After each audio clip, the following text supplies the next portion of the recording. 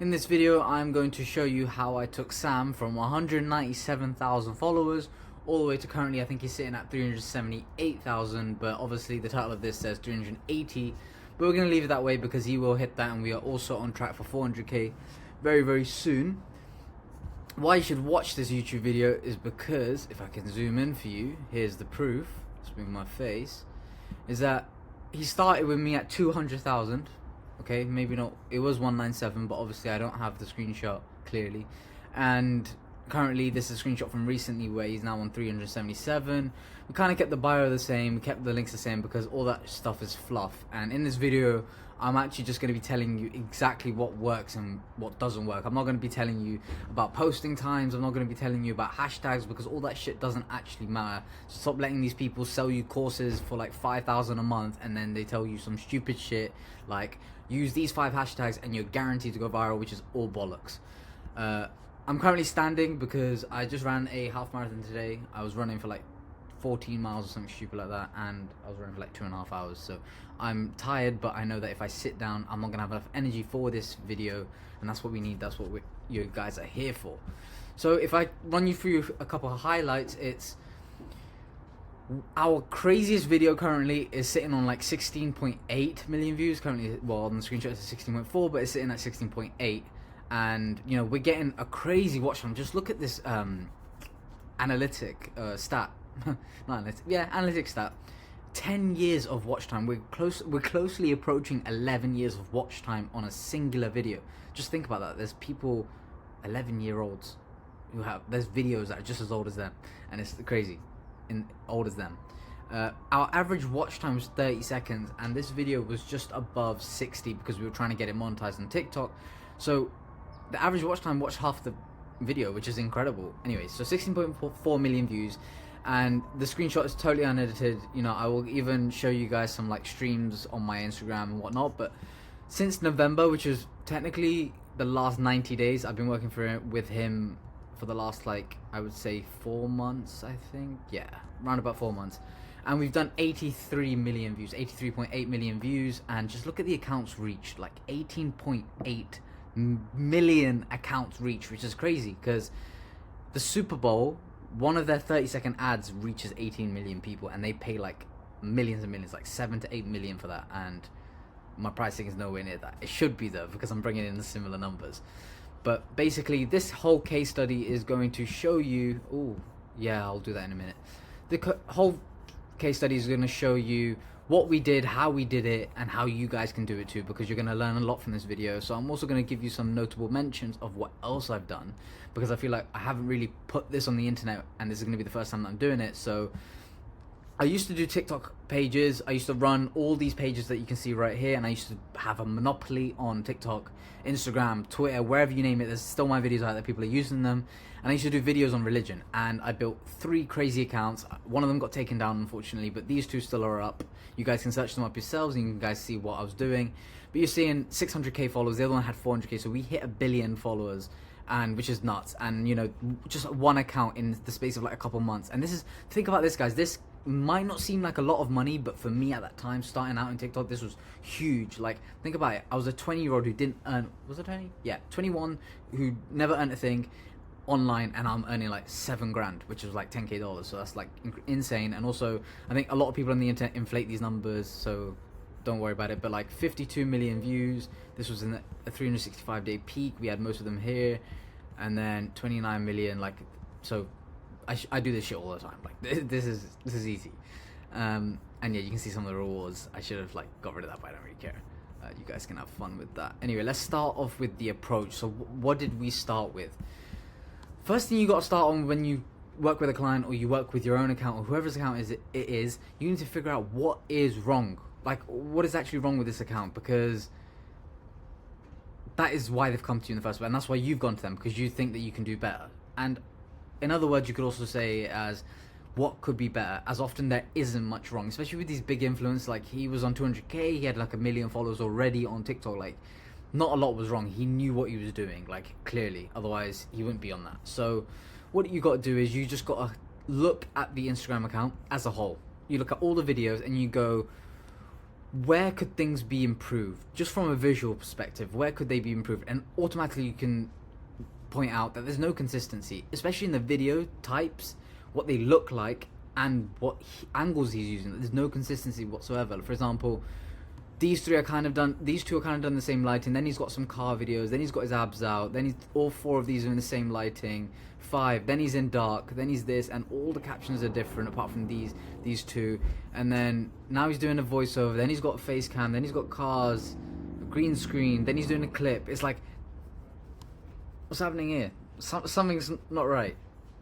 And as you've seen here, there's no consistency in branding, no consistency in what niche he was in. For example, cars, get ready with me, morning routine. Like there's no consistency, and the quantity as well. Like he was not posting regularly. Like to get the best results, you should be posting every single day, multiple times a day if you want to. Because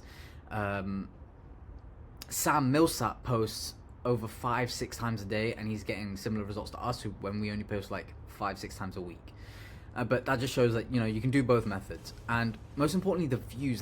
There was no consistency in the views. If you look at this account, we had like lower hundreds. I think there was an 80k here. And then we got some million views. Well, not we, because this was before we started, but like, I call us we now because we're a unit. But yeah, it was shit. And as you can see, it was either 1.2 million views or an abysmal 86.6k, which is not what we want. And this 10x range, if you see this on an account, it tells you two major things, two big things, that he has the potential to do this consistently. So that's a really big positive. I would start on a call. When you're on the calls with them, you're telling them what's wrong, you're doing like your little doctor surgery shit. What I would do is I would go up to them and be like, I've got good news and bad news. The good news is you have the potential to do this consistently, but you're missing the mark heavily, often. And this I only found out recently, but this can lead to a shadow ban. Because I don't often believe in shadow bans because I think people use them as cope. You go, oh, I'm shadow banned. No, you're not.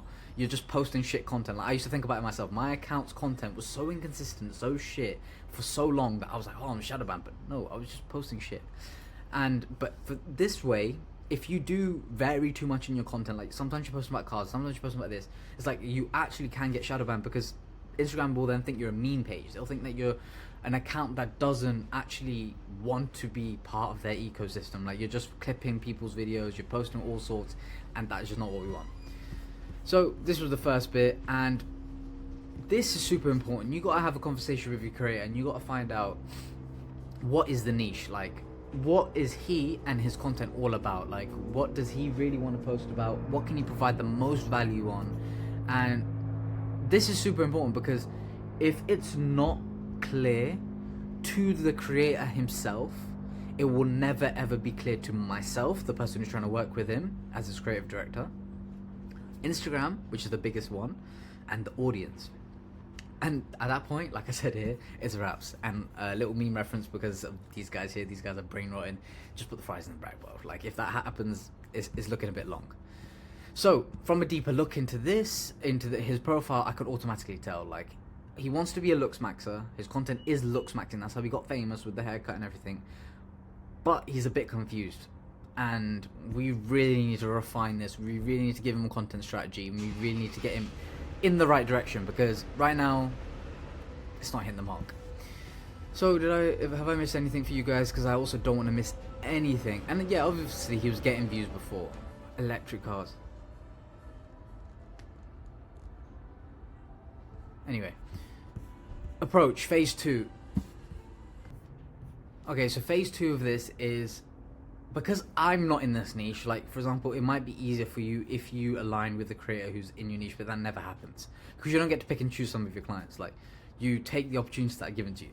So because I'm not in this niche, like the only self-improvement I know is my own journey, and obviously most of it is Hamza because I think that's the best type of self-improvement. Like all this other jawline shit and everything is just like, what are you guys on about? But why is this important to mention is because why is it important to mention? Because this is actually what you have to do to succeed. Like this competitor research, so many people out there are just not doing it. Even creators, they do not do competitor research, which I find is crazy. But basically, you got to find out what is the playing field that your player is in. That's what I'm going to call him. What playing field is he in? and we have to sharpen that axe. It's the Abraham Lincoln saying, is that if he was given the task to cut down a tree for 8 hours, let's say in 8 hours, he would spend the first 7 hours sharpening his axe and then the next hour cutting down the tree. And in the beginning, because obviously was my very first time getting involved with anything like this, it was, okay, I just set up a very, very simple Excel sheet. I make things simple. Like, even when I'm on a trip right now, I'm currently in San Diego, as you can see, this guy's looking crazy, and I'm with Sam's, I think he's doing whatever, but I'm very simple. I like to do the most simplest of tasks really, really well, because that's what gets you the most results. It's never the most complicated shit, using some crazy OS, some crazy spreadsheet. You don't need none of that. You just need the most simple shit. And basically what I did was, I put Instagram account on the top. Why can I not zoom? There. Instagram account here, followers, viral videos, like what videos on their account went viral, views, likes, comments, shares, saves, the hook, and my thoughts on it because I was starting at the time, and that's it. And I went and found his biggest competitors, which was K Shami, Syrian Psycho. Then there was Elijah, there was Baby Stickley, there was all these like random people. And I went through literally in their entire account, scoured it, and got all the analytics. I was literally like an Instagram data scraper. And I marked the views, and the important part of this is you are trying to find out which views in the most recent 90 days has got them the best results, which hooks worked the best in this niche, and which also, I'm going to bring you to this next point, got the best shares and comments. None of the other metrics matter. It's only these two, comments and shares. And I'm going to go into why closer towards the end of the video, because it also matters when you get views, why views sometimes can be shit. Even if it says 5 million, 6 million. Sometimes they can be absolute shit, and it's useless to your creator. So anyway, and then I wrote down my thoughts, and like at the time, I don't even want to read this, it's probably like a bit cringe, but it's like, the video is a transformation video, so the underlying theme is a good audio selection is of girl who no, yeah, whatever. I was just basically describing what my thoughts were when I was watching the video, why was I watching it, what was the curiosity gaps, and why I thought it did well. And this helped a lot in the beginning, because I was understanding the niche, and I was understanding what was going viral at that time. And now we get to the second part, which is phase 2 of the approach, and it's now doing a deep dive in your creator, in your players, in Sam's own content, because now it's like, I've seen all the competitors, I've seen how they've been going viral, I've seen how they've been doing it well. Now I need to go and look at Sam. So I'm now into Sam's content, I'm like marking down all his viral videos, you know, followers gained is also a big metric, I'll get to that later. And it's like views, likes, comments, shares, I was doing it all, same. And then I was also working out ratios, so this is an outdated thing, but I was working out the ratios of comments to views, because it's like, your views might go up, but your comments might go down, and that's also a big problem that eventually I'll tell you how to fix. But yeah, that's a big problem. And I was looking at the hooks, like what type of hooks was he using, like could there be anything that we need to fix? My thoughts again, screenshots so I could better explain it to myself, or even the creator when I'm hopping on calls with them, so I could just describe like my creative process, because a lot of people that work with me, they like love working with me because I think outside the box. I'm not afraid to say no, I'm not a yes man, and I look at things very, very differently, which is why I'm getting some crazy results. It's because everyone's just trying to copy everyone else, and use the same system, same everything, whereas I'm looking at what they're doing going, yeah, we can do that 100x better, which is why we're getting 1,000x results. But anyway, that was that. So now I'm looking at his own content going, okay, how can I make this better? What is he currently doing? I'm using all the basically, I think we'll get into that actually. Wait. Lean creation. Okay, so this is now the third step in this thing. Okay, so step 1 is actually going to see what competitors are doing. Number 2, going to what your creator is doing. Number 3 is lean creation. Because, now this is so important, you need to find out how is your creator currently making his content. Because if it's too much hassle for them, you cannot turn them into a machine who can just put out loads. And if it's bogging them down in the head too much, they can't be as creative as they want to be. And that's where you come in. You need to fix all these issues. When I wrote down a couple questions for you to help you guys, and it's, what is his creative process? What tools does he use? What does he struggle doing? Why does he even struggle? And how he does it. And it's called lean creation because I took this from engineering, but it's because we see how he creates his content and then we make it as smooth, as streamlined and flow state as possible. And that's because the faster you can make the process, the faster you can get your data, and therefore the desired result, which is mils of views. Like, I'm talking M's on M's. Like, we can go M for M. That's what I'm on about. Anyway, so now this is the point I'm getting to. Swinging the axe. Okay, so we've now just done 7 hours of research. Like, we're sharpening the axe, but now we got to swing it. And when we swing it, we got to use the components that we got from sharpening it. Okay, so the data from others, the data from Sam, the leaner process. So what worked and what didn't work for other creators in the niche, what worked and didn't work for Sam, and in what niches did it work, and how can we make Sam's life easier, produce more content, and give him the content direction he needs, because that's what I am. I'm a creative director, which means I direct the creatives, I direct the content. Simple. Here's an example. We used Elijah's video, which got 5.1 million views, and then I also looked at his best video, which was why did that do well. Also looking at his worst videos, but yeah.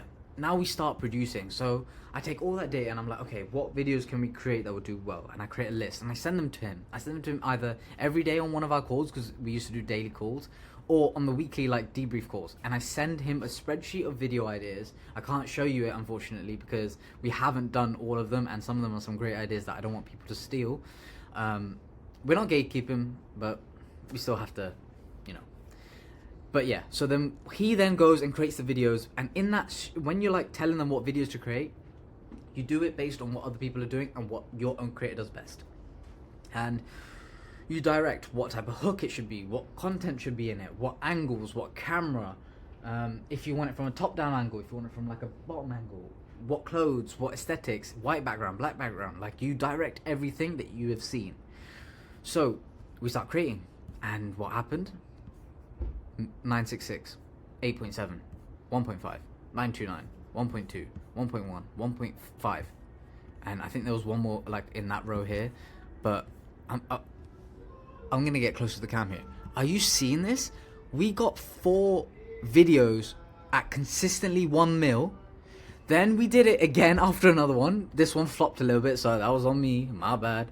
But then the creator doesn't mind, because it's like, if some videos are gonna flop, like you can't get all of them above a mil unless you're that Arab prank guy who does like the funny pranks on the little guys. Bro, that guy's account is sick. They do 1 billion views every single like month. It's insane. But there, we did 1 mil, then we get 100, then we get 200, and then it's 8.7 million views, which went crazy. Now we're back at 1 million, and then we had a few stinkers because we tried a bit of content. Then we got like a brand deal, so yeah, it was like a bit of a howler. And yeah, so now I've literally shown you that getting all the data works, swinging the axe works. I then proved it with him, but then now you're wondering, okay, where does this matter? What does this lead to? I don't know what this leads to, because I wrote this Miro board a couple of days ago. Next steps. Where do we go from this? So now you're getting these results. You're getting these crazy results. What do we do with it? Because there's a few things that happens when you get these results. Okay, so you've done all this. Now you have two issues. Is the audience cultivated? Meaning, let me cover this because I don't want you reading that just yet. Is the audience cultivated? Meaning, do they actually care about the creator? Like, people are watching these videos, but do they give a shit about who Sam is? Like, do they care if he like breathes? Does he care what they eat? Like, we want him to have influence. And we also want viewers that keep coming back and also become extremely intrigued in the creator's life and everything else he has to offer. Because, I mean, if Sam was to like start running or something, like, we want people to be invested in the fact that he's running. We want people to be invested in his life, because that's what the top creators do. Like, you look at Iman Gaji, like, everyone is invested in him. Like, people want to be like him. People want to do what he does. If he promotes Primark, or if you're guys are American, if he promotes Walmart or Target, everyone will flock to it, even though it's not a designer brand, but it's just because Iman said it is. So we want an audience that's cultivated. And then this is also the next issue, which is, let me cover that again. Oh, no, actually, I've already told you, so I'll let you read it. But is the creator getting an ROI? Because, you know, he's paying me money, but like, eventually they're going to start looking at it like, yo, I'm paying all this money, but like, am I getting any more money for myself? Because it's always going to be looked at an investment. It's always going to be looked at a return. Like, they want a return. And millions of views are like good for their egos, but eventually they want more. Like, all these guys, they want more, and you got to deliver more. And so views are good and all, but if the creators are making money from it, eventually they will get bored and start looking at your company as a cost rather than a benefit. And we sort this out straight away. It's not even an issue. And like, some of you are potential clients that are watching this. We sort it out straight away by doing these two things. We always do targeted, tailored content, meaning every piece of content that goes on your page is to cultivate that audience, and is to get you the best quality of views, quality of comments, and quality of leads. Because we don't really want to post a video and it gets like 10 million views, but then like 90% of them are in third world countries that you can't sell your product to, or will never be able to meet you. Because yeah, it's good and all, like that is still a demographic in the world, but it's like that demographic in like the eyes of metas, like RPMs and like everything, it's a low metric. So it's poor, but we're gonna get you that targeted, tailored content that gets you that audience cultivation. Because I'm gonna show you, do I have it somewhere? I have it on a PowerPoint, but basically we had a video blow up on another one of my clients' pages where it was, I'll show you actually in a bit, where we had like 900,000 views on a video, and it got 5 to 6k followers, and that was after they started working with us. So this was our video, and then when I was like comparing it to videos that his old team was posting, because obviously I poached him, his old team, they had got like more views than us, but less followers gained. So to him it was like, wow, my old team was doing more views. But then when I put this in front of him and showed him the quality of what we're doing, the behind the scenes, and like how we're actually getting him a better quality cultivated audience, he was like, yo, you guys are insane. He was happy with it. So anyway, the second thing is that we funnel, meaning we are able to take the views and actually apply them to somewhere where it actually makes a difference for you and actually matters.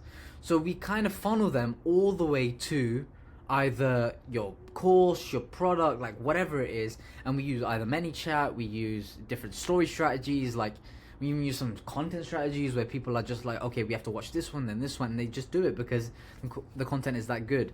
And those two ways is how the creator ends up getting an ROI. Like our current clients are getting at least double their return, like, and that's just crazy, because where else can you get that in such a short time? Like we only work with a couple guys for like a couple months and they're already getting 2x, 3x. So any X is a positive. And we do this, and I don't think I wrote it down, and I think maybe if I show you what's written over here, this is a little gem. So producing criteria and quality standards. So when you're producing the content, this is supposed to be a little snippet, but it's like you have to produce the video according to the research, and you have to also ask these questions once you receive the video. If the video popped up on the For You page, would you stop and watch it? Does it open some curiosity gaps? Does the video answer something that you can't Google search? And that often comes with a great hook, which is, this is like the description of it. Is it entertaining enough? The video should be evoking emotion to the viewer, and this should be done via the actual footage and the editing. Meaning, the editing, the song, the way he's speaking, the captions, everything has to lead into that emotion that you're trying to evoke. And can people comment on anything in the video? Like, was there a wild moment? Was there a controversial topic? Comedy? Like, we want to create emotion, comments, and shareability. And you could do all this and still fail, by the way, but this is a good starting point for you guys.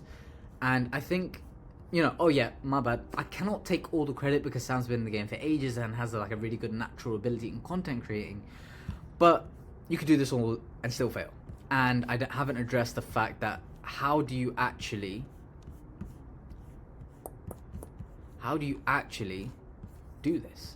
How do you cultivate the audience, and how do you get your creator an ROI? Which is what I'm going to cover. I'm sorry guys, I don't want to be that dickhead, but like I don't want this video to be too long, because I know you guys are just not going to watch the entire thing if it's like an hour, 2 hours long. But basically in the next video I'm going to be showing you how do you cultivate, how do you get them an investment, ROI on their investment, how do you do this targeted tailored content, how do you funnel, like all the nitty gritties. And I think I will also do a section on how do you actually produce, because there's a big gap between doing all this research, lean creating, and then how do you actually produce. So smash the like button on, I don't want to be saying that shit, fuck, nah, never mind, do what you want to do. But yeah, all that stuff will be in the next video, and you know, let me know in the comments if I missed anything in this little section, but I'll let you know when the next video is up. But yeah, have fun boys, and do the things that you're supposed to be doing, and let's just lock in.